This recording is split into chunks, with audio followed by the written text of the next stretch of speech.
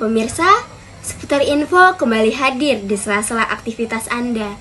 Bersama saya, Yulianita Hanifah yang akan memberikan berita-berita terbaru dan teraktual seputar manajemen strategi 1 Februari 2023. Pemirsa, di zaman sekarang sangat banyaklah sekali bisnis-bisnis terbaru yang tentunya sangat kreatif dan inovatif.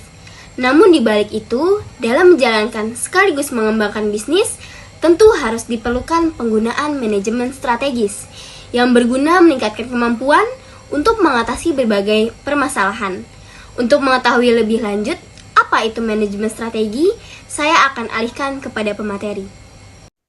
Baik, terima kasih kepada Yulianita Hanifah di studio. Halo pemirsa, bersama kami sebagai pemateri kali ini, saya Akira Nabila dan rekan saya, Alfiani Zahratunisa. Kami akan mengulas tentang materi manajemen strategis. Manajemen strategis perusahaan. Pengertian, strategi adalah rencana komprehensif untuk mencapai tujuan organisasi. Strategi is a comprehensive plan for accomplishing an organization goals.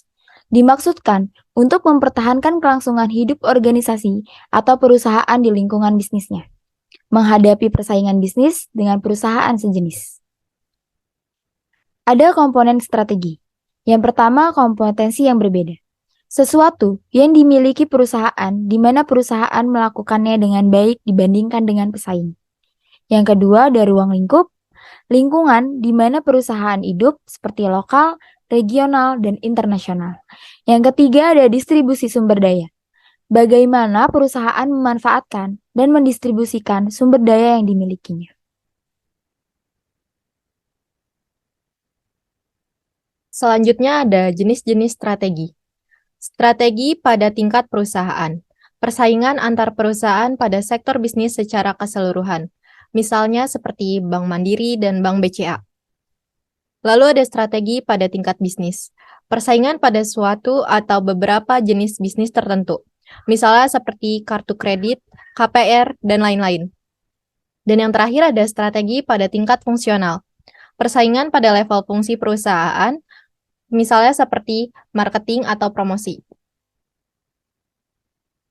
Proses manajemen strategis. Yang pertama ada penyusunan strategi. Untuk melakukan strategi ini, dilakukan proses penyusunan strategi yang pada dasarnya terdiri dari penilaian keperluan penyusunan strategi.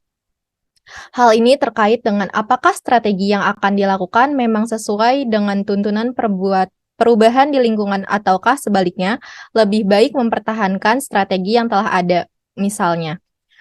Yang kedua ada analisis situasi. Pada tahap ini, perusahaan perlu melakukan analisis mengenai kekuatan dan kelemahan yang dimiliki oleh organisasi sekaligus juga menganalisis peluang dan tantangan yang dihadapi oleh organisasi. Salah satu pendekatan yang paling populer dalam fase ini adalah analisis SWOT. Yang ketiga ada pemilihan strategi. Setelah perusahaan melakukan analisis terhadap keadaan internal dan eksternal maka perusahaan perlu menentukan strategi yang akan diambil dari berbagai alternatif yang ada. Yang kedua ada proses manajemen strategis. Yang pertama ada perencanaan strategi.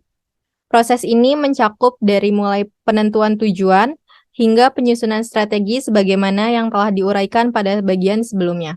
Yang kedua adalah implementasi strategi. Proses ini mencakup implementasi yang dijalankan berdasarkan strategi yang dipilih dan juga pengendalian atas implementasi yang dilakukan. Baik pemirsa, sekian penjelasan materi manajemen strategis. Kami akan kembalikan ke studio. Baik, terima kasih untuk penjelasan dari pemateri. Materi sebelumnya mengakhiri perjumpaan kita di OHAMKA News. Saya, Yulianita Hanifah, dan rekan-rekan pemateri pamit undur diri. Selamat siang dan sampai jumpa.